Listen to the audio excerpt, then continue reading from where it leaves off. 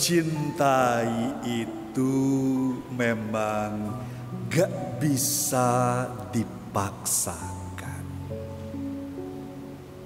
Jangan senang dulu, kemudian kata-kata yang saya tadi katakan itu dijadikan pembenaran. Kata Romo juga, ngapain mencintai? Nggak usah dipaksakan kok. Tunggu sebentar. Karena cinta sejati itu kan harus lahir dari kesediaan kita mau menerima pihak lain dengan segenap hati dan sepenuh hati.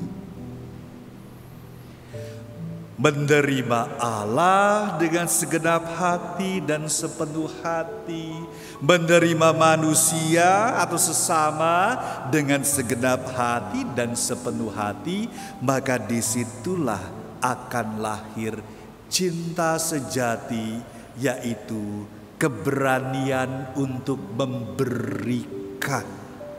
memberikan segalanya, termasuk memberikan diri, ya kepada Allah, ya juga kepada sesama. Dan kesulitannya, dan seringkali menjadi tantangan, dan seringkali kita juga mengatakan mencintai itu susah, karena kita itu bukan mau menerima terlebih dahulu pihak lain itu. Sifat kita, sikap kita biasanya pengennya diterima. Maka tidak jarang kita seringkali memaksakan keinginan kita untuk diterima supaya diterima oleh pihak lain. Karena terkadang kita juga pengen dihormati. Kalau sikap kita masih saja gak bisa menerima pihak lain di dalam kehidupan kita, ya sampai kapanpun akan betapa susahnya memberi itu.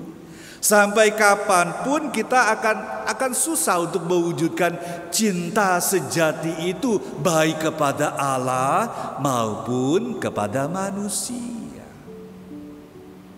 Maka sebenarnya kalau kita mengasihi Allah, itulah motivasi dasar dari orang-orang yang beriman. Tetapi ketika kita mengasihi Allah, mencintai Allah, bukan hanya sekadar berhenti di Allah, tetapi motivasi yang baik itu bagaimana diwujudkan secara nyata dengan cara mengasihi sesama itu.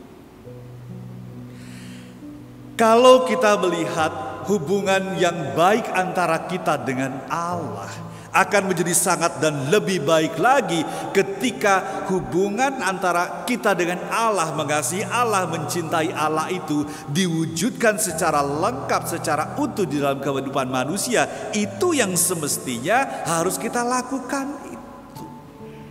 Maka disinilah kita bisa melihat contoh teladan bagaimana mengasihi dan mencintai itu ada di dalam diri Yesus. Tadi dikatakan di dalam surat kepada orang Ibrani, Yesus telah melakukannya sekali tetapi untuk selama-lamanya. Yesus melakukan pengorbanan diri, penyerahan dirinya, persembahan dirinya di salib.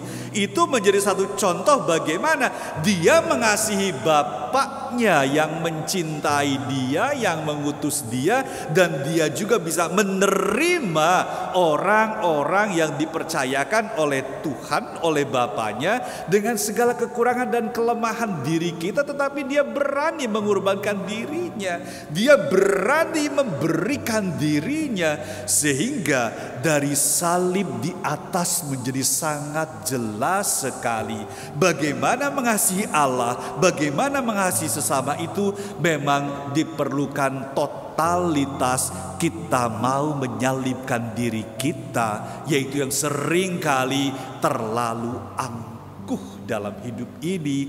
Dan seringkali keakuan itu begitu besar sehingga betapa susahnya menerima pihak lain dalam kehidupan kita. Dan berujung akhirnya kita menjadi orang yang enggan memberi.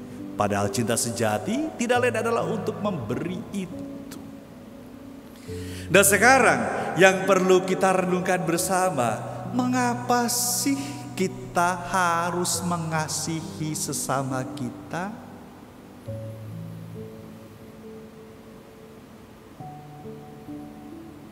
Ada yang mau menjawab? Bukankah kita seringkali mendengarkan itu? Kasihilah sesamamu manusia seperti dirimu sendiri. Tapi persoalannya sekarang adalah, mengapa sih kita harus mengasihi dan mencintai sesama kita?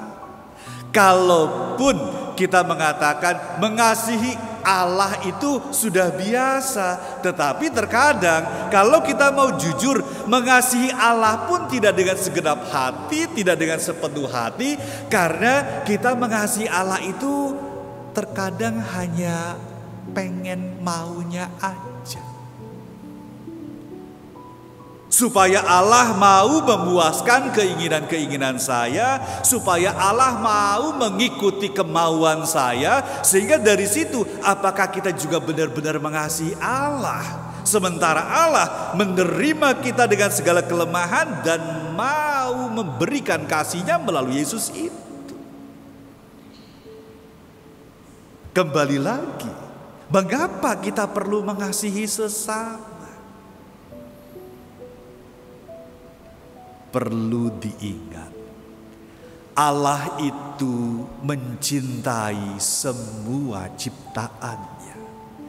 Allah mengasihi orang lain juga, bukan mengasihi diri kita sendiri.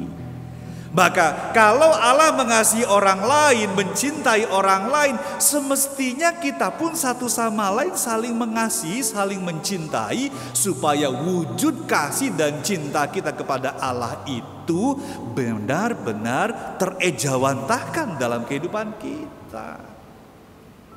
Itulah sebabnya, mari kita tidak usah berpikir terlalu rumit. Kalau hari ini Yesus mengajarkan kepada kita, cintailah Tuhan Allahmu dengan segenap hati, dengan segenap akal budimu, dan dengan segenap kekuatanmu, serta cintailah sesamamu seperti dirimu sendiri. Maka yang terpenting tidak lain adalah, mau enggak kita menerima pihak lain itu di dalam kehidupan kita secara tulus, secara utuh, dengan kebesaran hati kita, dan kemudian setelah itu baru kita akan mewujudkan kasih itu dengan memberikan diri kita sepenuh-penuhnya. Hanya dengan menerima pihak lain, disitulah kita bisa melapangkan dada dan memberikan cinta kepada Allah serta cinta kepada sesama secara sungguh-sungguh. Tuhan memberkati.